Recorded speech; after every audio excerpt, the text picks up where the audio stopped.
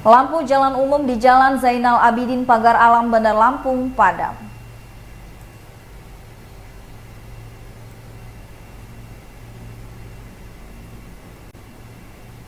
Pengendara yang melintas di Jalan Zainal Abidin Pagar Alam mengeluhkan lampu penerangan jalan umum padam hingga perbatasan Haji Menal, Lampung Selatan.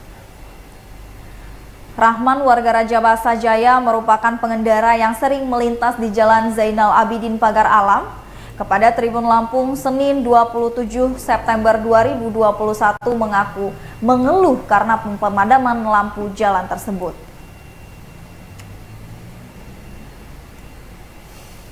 Saat melintas di Jalan Zainal Abidin Pagar Alam, dirinya harus melambat karena tidak ada akan membahayakan dirinya.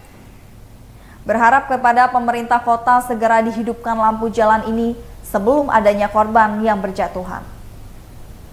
Berdasarkan pantauan cukup panjang, lampu jalan tersebut padam dari seluruh flyover MBK hingga menuju ke Bundaran Haji Menal, Lampung Selatan atau perbatasan kota Bandar Lampung dengan Kabupaten Lampung Selatan.